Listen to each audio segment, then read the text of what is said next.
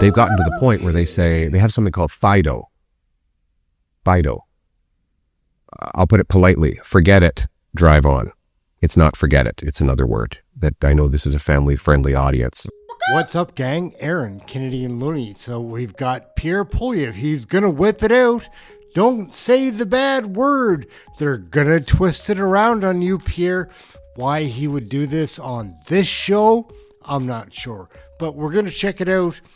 FIDO, well, let's have Pierre Poilievre explain it himself. Oh, hello. Do you have a warrant to be here? And they're in and out of the system literally multiple times a week. So the question is, why do we keep letting them out? And the answer is liberal laws require judges to do that. Under C-75, the judge is required to release the offender, and I'm quoting now, at the earliest opportunity under the least onerous conditions. So we blame the judges. So why would you release this monster? Well, he looks at the law and it says he has to release them. So what do? Get rid of that liberal law and bring jail, not bail. Bring mandatory prison sentences. 3 strikes, you're out. 3 serious offenses, and you go away forever. That's how we will end the crime crisis. Okay, so that's on the judicial legislative side. On the enforcement side, we're seeing our neighbors to the south, President Trump sending federal troops in to help with law enforcement. Do you foresee the need for federal assistance in our cities here? What do you think of that approach? No, I don't, because the federal government is not the solution. It's the problem. The police are already doing their jobs, but they have a criminal code to enforce.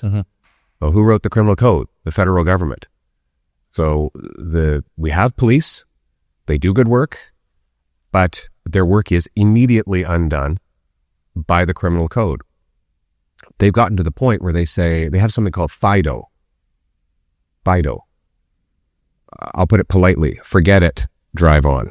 It's not forget it. It's another word that I know this is a family-friendly audience. Well, can't be censored. But Don't censor yourself here. Okay, all right. Okay, drive on. Yeah. That's what they police call it. I'm quoting them. And why do they drive on? Because they know that the work that they will have to do to take the criminal in for remand will be more demanding, will take them away from the streets so longer than the criminal will actually stay behind bars. So it's not worth even arresting them anymore. Yeah. If we get rid of the liberal laws, bring in jail, not bail, the police will have a workload that is so much lighter, and our justice system will no longer be overloaded with remand court cases that treat the same damn criminals over and over again. We will lock them up. We will throw away the keys, and the demands will immediately come off the back of the police, so they can spend their time actually keeping our community safe, connecting with young people, mentoring youth, the things that police used to be able to do before this chaos. Because they're going to slaughter him in the legacy media for this one. It's going to be a wash. Guaranteed. Aaron, Kennedy, and Looney, like, share, subscribe. I don't know why Pierre Poilievre chose that moment to do that. The Honourable Leader of the Official Opposition.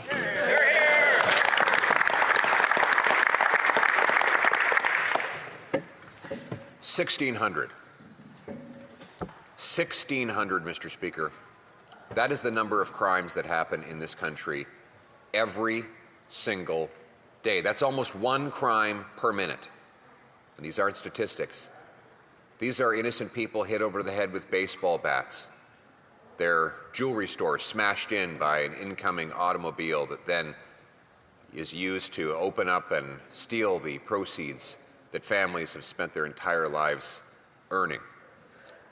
It's the people who wake up in the middle of the night to the sound of stomping feet in their living room floor as home invaders break in to steal, rob, pillage, and much worse. It's the Faruqi family, whose courageous father came running out to protect his defenseless children against home invaders and was shot in the throat.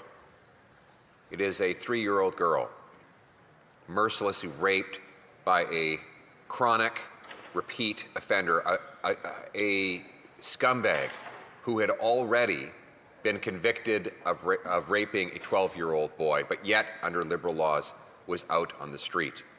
It requires judges to release the accused at the earliest opportunity under the least onerous restrictions. Those are the words embedded in the law. And as a result, the same offenders can commit literally hundreds of offenses and be released often within hours of their latest arrest. Police say that often they're not even finished the paperwork on the arrest and the offender is back out on the street. I've had police officers tell me they've arrested the same offender 3 times in the same day. One police officer in the Toronto area told me that most of the arrests this time, the criminals happily confessed to the crime in the backseat of the car because they actually don't care about getting convicted anymore. They know that Liberal laws will turn them loose regardless of the outcome of the trial. Now, Liberals pulled a bait and switch in order to get elected. In the last election, they knew that Canadians were fed up with Liberal bail. So they said, give us a 4th chance and we'll reverse course. What happened? Well, it's now been 6 months since the Prime Minister was elected on the promise that he would reverse Liberal bail. And where are we? There's not been a single Liberal bill to reverse the bail system that they set up. Not one. We're 6 months in, Mr. Speaker. We all know what needs to happen. The police have basically written the legislative repeal that is necessary for us to fix the Liberal mess. And yet, no bill, nothing, zero, zip, zilch. Maybe it's because the Prime Minister took the unprecedentedly reckless act of appointing Justin Trudeau's most incompetent minister to the job. Liberal bail took his life. What is the price that people are paying? They're paying with their blood and with their lives. And every day another tragedy unfolds on our streets. Every day after all these years, the Liberals have known that their laws are causing this chaos. Not only were they warned beforehand by police, but they have seen it through the bloodshed on our streets. How many more people will have to die before this government will get out of the way, scrap Liberal bail, and protect our people? Questions and comments? Questions et commentaires. The Honourable Parliamentary Secretary to the Government House Leader. Yes, thank you, Mr. Speaker. No extreme words coming from the Leader of the official opposition there. Take a look in terms of what it is he's actually saying, and you wonder why it is that he's fallen so far to the right. Interesting enough, in this legislation, Mr. Speaker, that they're proposing, they've abandoned the policy of the American-style 3-strike and you're out. I wonder why. Can the Leader of the Conservative Party indicate to his caucus colleagues, to Canadians, and make a policy statement? Has he abandoned his 3 strikes and you're out? If not, why didn't he include it in the legislation he's proposing? Good question. The Honourable Leader of the Official Opposition. No, Mr. Speaker. We support 3 strikes, you're out. Criminals who commit 3 violence offenses should go to jail. We should lock them up and throw away the key. But that member just revealed how radical and extreme he and his party has become. Here he says that it is extreme to lock up criminals who have committed 7 or 8 offenses. You know what is extreme, Mr. Speaker? I'll tell you what's extreme. When someone gets released for the 16th time after 30 arrests and then goes and kills his ex-spouse. These are the stories that are happening on our streets every single day. The extreme bloodshed and violence that Liberals have unleashed, that is what is radical. That is what we need to put an end to. Will they get out of the way so we can scrap Liberal bail? Say they have something called FIDO. FIDO. I'll put it politely. Forget it. Drive on. It's not forget it. It's another word.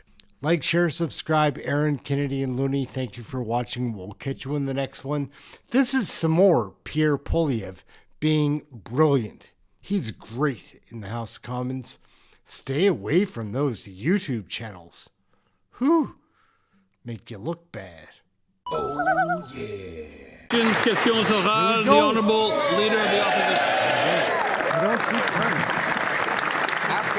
After the Prime Minister broke his promise to, quote, negotiate a win with the Americans by July 21st, lumber tariffs have more than doubled, and job losses are piling up. Cap Paper is potentially laying off 300 workers in Northern Ontario.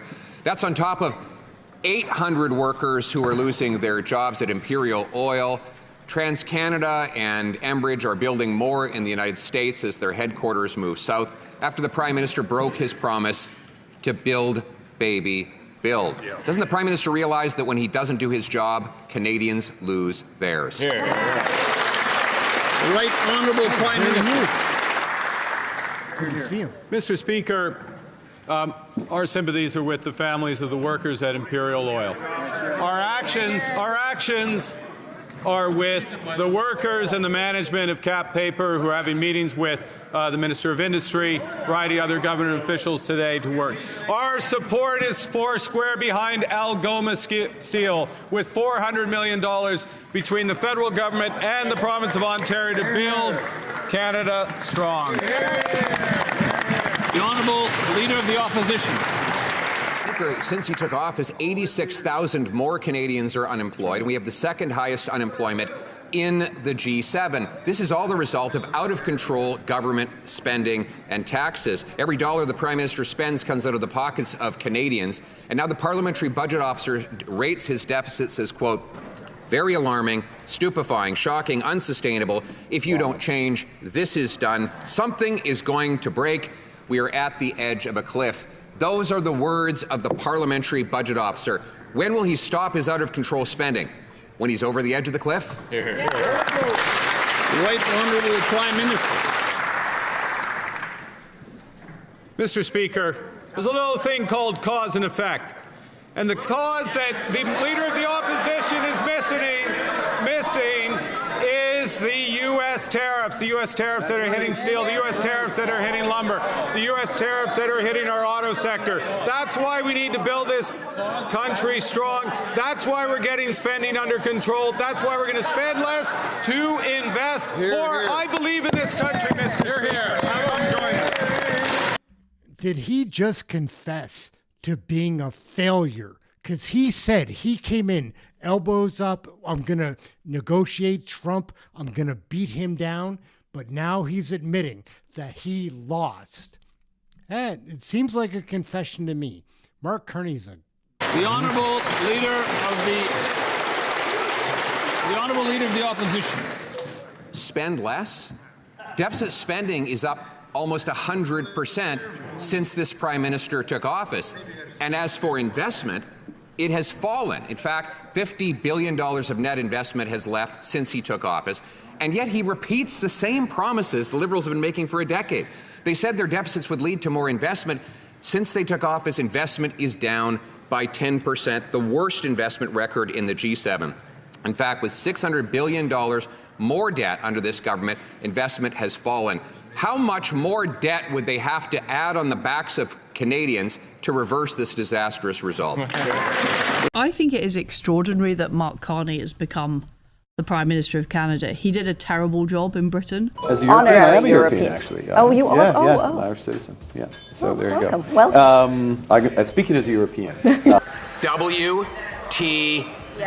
Here, here. How many kids did you molest with Jeffrey Epstein? More than just elbows.